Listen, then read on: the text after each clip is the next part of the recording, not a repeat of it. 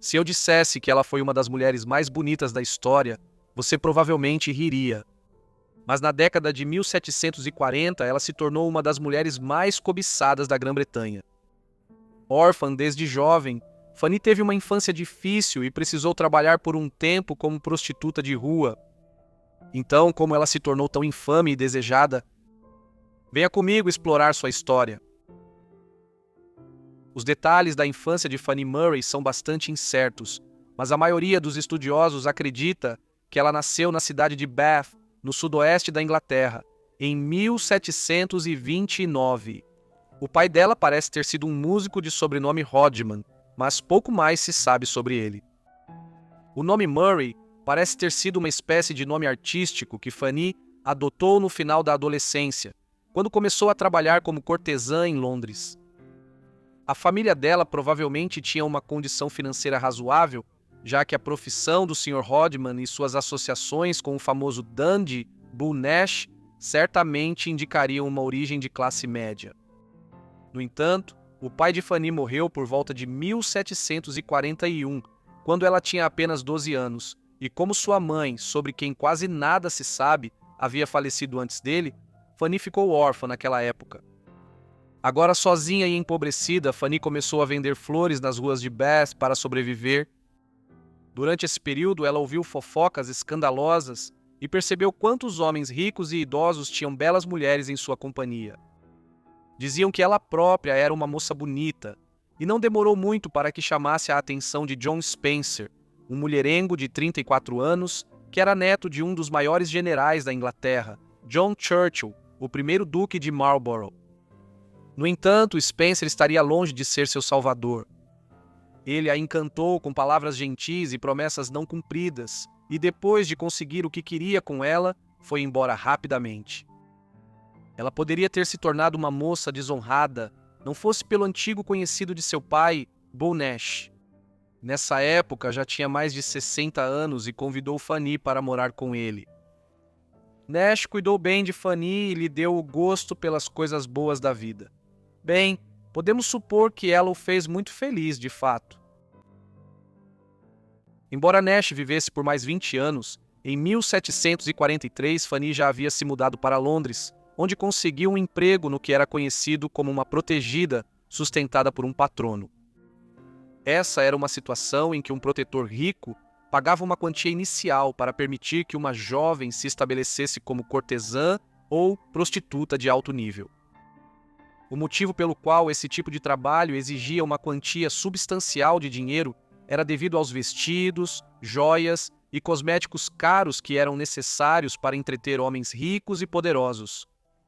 O primeiro protetor de Murray parece ter sido Bill Nash, embora no final da década de 1740, quando ela entrou na vida adulta, ela estivesse sendo gerenciada por Jack Harris, um cafetão proeminente de Londres que provavelmente trabalhou e serviu de inspiração para a lista de Harris das Damas de Covent Garden, um diretório das trabalhadoras do sexo de Londres.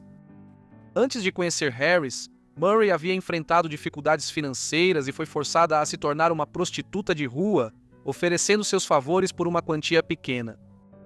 Com a ajuda de Harris, à medida que a fama de sua beleza se espalhava, no final da década de 1740, Murray era famosa em toda Londres como uma cortesã de alto nível, que tinha entre seus clientes alguns dos principais aristocratas da Grã-Bretanha. Dizem até que Murray tinha tantos clientes que contratou uma sósia e alugou um segundo quarto para poder atender o dobro de cavalheiros. A essa altura, ela não era apenas muito desejada, mas também famosa, ou seja, todo mundo na Inglaterra sabia quem ela era. Um diário da época lembra que era um conselho não se envolver com Fanny. Era um crime não brindar a ela em cada refeição. A mania por Fanny logo dominou todos.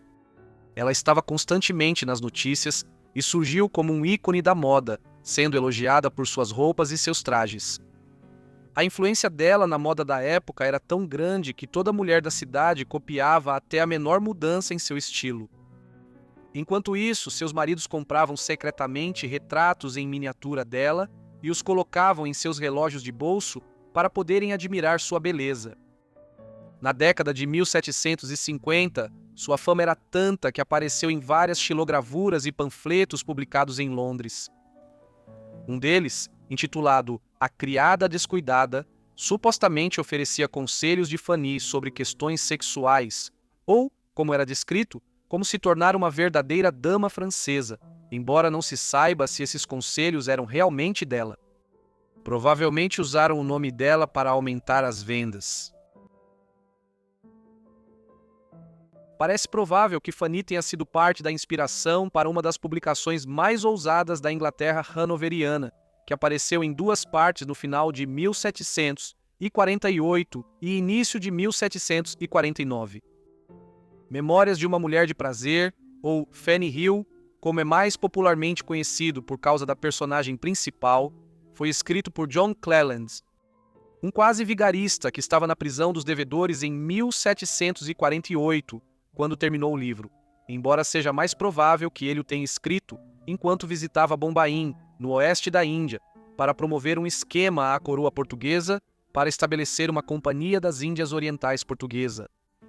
Com sua narrativa de uma mulher refletindo sobre sua vida, durante a qual ficou órfã ainda na adolescência e começou a trabalhar como prostituta em Londres logo depois, o romance claramente se sobrepõe de maneiras significativas à vida de Murray. Depois disso, o livro se transforma em uma sequência de material erótico que teria sido considerado extremo pelos padrões do século XVIII. Sem surpresa, Fanny Hill foi rapidamente banido e permaneceu assim até o final do século XX, embora versões da obra tenham circulado ilegalmente durante a segunda metade do século XVIII, aumentando a notoriedade de Murray, pois muitos presumiam que ela inspirou Cleland. No início da década de 1750, a reputação de Fanny se expandiu novamente quando começaram a surgir notícias de que ela frequentava os notórios clubes Hellfire e Devon em Londres. O clube Hellfire foi fundado em 1718 pelo Duque de Wharton, embora sua versão mais notória só tenha começado em 1749, sob a liderança de Francis Dashwood. Fraternidade secreta de libertinos da elite, seus encontros eram marcados por bebedeiras e atitudes que desafiavam as normas sociais e morais da época.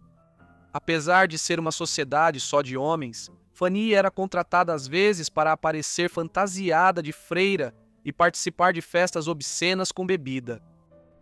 O Clube Devon era um grupo social menos escandaloso fundado em 1744 pelo quarto conde de Sandwich, John Montague, que anos depois foi amante de Fanny. O clube recebeu seu nome dos divãs ou sofás usados no Império Otomano e era um clube exclusivo para membros que haviam visitado o Estado turco. O clube era mais um clube de jantar e menos notório do que o clube Hellfire. Fanny participou dele como parte do harém, uma reunião com conotações sexuais, mas que pode ter sido um evento de refeição mais tranquilo, onde as pessoas brindavam umas às outras.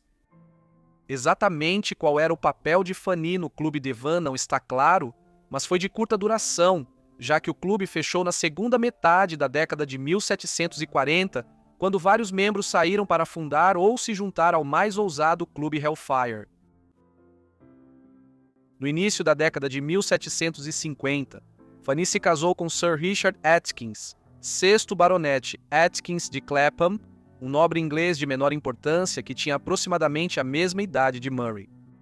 Em sua curta vida, Atkins desperdiçou grande parte da fortuna da família, contratando os serviços de algumas das cortesãs mais renomadas de Londres, incluindo Kitty Fisher, antes de finalmente se casar com Fanny. O casamento deles era volátil e nenhum dos dois permaneceu totalmente monogâmico. Uma anedota famosa conta que, certo dia, Fanny reclamou para ele que precisava de dinheiro para gastar. Em resposta, Atkins deu a ela uma nota de 20 libras, bem mixuruca. Profundamente ofendida, Fanny chorou. Maldita suas 20 libras, o que isso vale? Arrancando a nota da mão dele, ela então colocou a nota entre duas fatias de pão e começou a comê-la. A união durou pouco, pois Atkins morreu no verão de 1756, quando Murray tinha apenas 27 anos. Em vez de uma boa herança, o marido só deixou dívidas para ela. Nesse ponto, sua beleza sumia, e na hora em que mais precisou, todos os admiradores a deixaram. Incapaz de pagar suas dívidas, Murray foi levada para uma casa de detenção para devedores. Lá, ela soube que John Spencer, primeiro conde Spencer, filho de John Spencer, o homem que a havia corrompido pela primeira vez, estava se casando. Felizmente para Fanny, o jovem Sr. Spencer era um homem notavelmente generoso e honrado, e depois de ler a carta de súplica de Fanny, informando-o sobre as ações desonrosas de seu pai, ele decidiu pagar a ela uma pensão anual de 200 libras. Spencer não só a salvou da pobreza, mas também a apresentou a um amigo seu, David Ross, um ator inglês e dono de teatro que havia participado de várias produções importantes nos palcos de Dublin e Londres, incluindo uma versão de O Avarento, de Henry Fielding, apresentada em Small Cully, em Dublin, no final da década de 1740. E Os Amantes Conscientes, de Richard Steele, que estreou no Drury Lane, em Londres, em 1751. Eles rapidamente se apaixonaram e, para a surpresa de todos, se casaram dentro de um ano.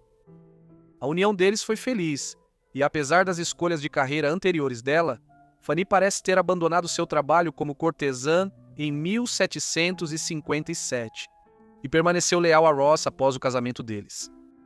Fora isso, ela não se esquivou do seu passado. Em 1759, 2 anos após se casar com Ross, foi publicada em Londres um livro de memórias intitulada Memórias da célebre senhorita Fanny Murray, entremeadas com as intrigas e amores de várias personalidades eminentes, baseada em fatos reais. Foi escrita anonimamente e em terceira pessoa, mas parece bastante claro que Fanny Murray foi responsável por escrevê-la ou mandou que alguém a escrevesse em seu nome. Foi uma das várias memórias desse tipo que detalhavam a vida de algumas das mais famosas cortesãs de Londres, que surgiram em meados do século XVIII. Apesar de sua aposentadoria na década de 1750, Fanny Murray acabou envolvida em um dos mais notórios escândalos políticos e literários da Inglaterra do século XVIII em 1763. Naquele ano, uma nova obra foi publicada em Londres intitulada Um Ensaio sobre a Mulher. A obra foi escrita por John Wilkes, um jornalista radical e político polêmico que havia sido eleito para o parlamento pelo distrito de Aylesbury em 1757. Em 1762, Wilkes fundou um jornal chamado The North Briton, com o objetivo de atacar o governo do novo primeiro-ministro britânico, John Stuart, terceiro conde de Bute.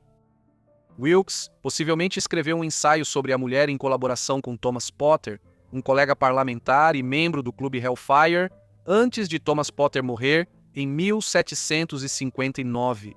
Era basicamente uma paródia obscena do ensaio sobre o homem de Alexandre Pope. Refere-se a Fanny logo na primeira linha e se torna mais escandaloso a cada frase. O poema logo foi acusado de obscenidade e blasfêmia, em grande parte porque, depois de explorar as atividades sexuais de Fanny, Wilkes e Potter passaram a compará-la à Virgem Maria. Um gesto ousado em um século em que a religião ainda era central na vida britânica. Não há indicação de que Fanny tenha colaborado de qualquer forma com Wilkes ou Potter no texto, mas isso rapidamente chegou ao seu conhecimento mesmo durante sua aposentadoria, deixando-a abalada e causando, por um breve período, consideráveis tensões em seu casamento. Isso também gerou grande tensão em outras pessoas. No final de 1763, pouco depois de sua publicação, um ensaio sobre a mulher foi lido por John Montagu, quarto conde de Sandwich, um dos antigos amantes de Fanny, na Câmara dos Lordes. Sandwich guardava rancor de Wilkes por um incidente no clube Hellfire, quando Wilkes lhe deixou uma cicatriz durante uma sessão espírita em que estavam bêbados. Agora, ele o acusou de obscenidade e blasfêmia ao lerem o poema. A Câmara dos Lordes concordou, e Wilkes foi condenado por difamação e sedição em janeiro de 1764. Embora ele já tivesse fugido do país para a França esperando esse ataque, nenhuma acusação jamais foi feita contra Murray. Quando o escandaloso poema de Wilkes apareceu em 1763, Fanny já levava uma vida tranquila com Ross, que afirmou sobre ela que, abre aspas, Quaisquer que tenham sido suas indiscrições anteriores, ela se comportou como esposa com prudência e discrição exemplares. Grande parte do tempo deles era passada em Londres, onde Ross havia se estabelecido não apenas como um ator de sucesso, mas também como diretor e produtor de teatro. Eles também viajavam ocasionalmente à Escócia, onde Ross atuou em várias produções em Edimburgo, incluindo Os Amantes Conscientes no Theatre Royal, no fim dos anos 1760. Eles não parecem ter tido filhos. Fanny faleceu em Londres no dia 2 de abril de 1778, com cerca de 48 anos de idade. Devido à notoriedade do livro Fanny Hill, inúmeras adaptações para o cinema e a televisão foram produzidas ao longo dos anos. Mais recentemente, uma minissérie da BBC de 2007. Assim, de certa forma, a história de Fanny Murray ainda vive hoje através de sua contraparte fictícia, Fanny Hill. Obrigado por assistirem ao vídeo sobre Fanny Murray. Espero que tenham gostado. Me contem o que acharam da vida dela aí embaixo nos comentários e, se tiverem outras sugestões, não deixem de deixar também aí embaixo nos comentários. Espero que estejam inscritos e com notificações ativadas para receber meus vídeos assim que eu postar. Enfim, é isso da minha parte, então vejo todos vocês no próximo episódio de Vidas Esquecidas. Obrigado!